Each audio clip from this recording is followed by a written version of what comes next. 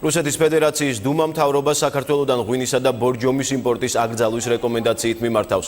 რუსული მედიის ინფორმაციით საკითხზე წინადადებას დუმის საერთაშორისო საქმეთა კომიტეტი ამზადებს, რომლითაც უნდა შეფასდეს საქართველოსა და კიდევ 5 ქვეყნის გადაწყვეტილება შეუერთდნენ ყირიმისა და სევასტოპოლის წინააღმდეგ სანქციების გახანგრძლივების შესახებ ევროკავშირის გადაწყვეტილებას.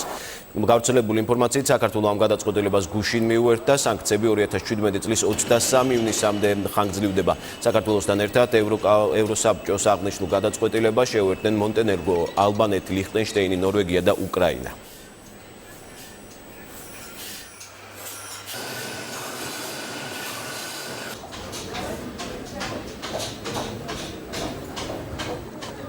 მარიამ ცარელაშვილი გვერდდება პირდაპირ ეთერში. მარიამ, გისმენთ.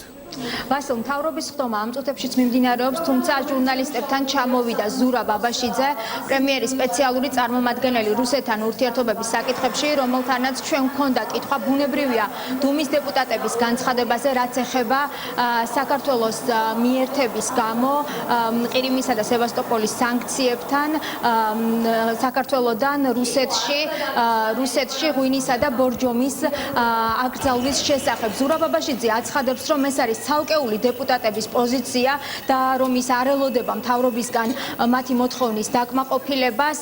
ეს კომენტარი რამდენიმე წუთის წინ გააკეთა, მოვისმინოთ პირდაპირ ეთერში. დუმის კომიტეტის თუ წევრების ინიციატივა, მე ვფიქრობ, რომ შევიტყობთ რა გაგრძელება მოყვება ამას, თუმცა ვიმეორებ, რომ რაღაც ახალი რამ არ მომხდარა. რაიმე ახალ რეალობასთან, ახალ გადაწყვეტილებასთან საქმე არ გვაქვს. ეს ჯერ კიდე 2014 წელს მოხდა. ამას ჩვენთვის განსაკუთრებული მნიშვნელობა არ აქვს. ეს მხოლოდ სევასტოპოლსა და ყირიმს არ ეხება. ჩვენს ანალოგიური ვითარება გვაქვს აფხაზეთსა და ცხინვალის რეგიონში, ამიტომ საქართველო, რა თქმა უნდა, ამ საკითხს განსაკუთრებული სენსიტიურობით ეკიდება.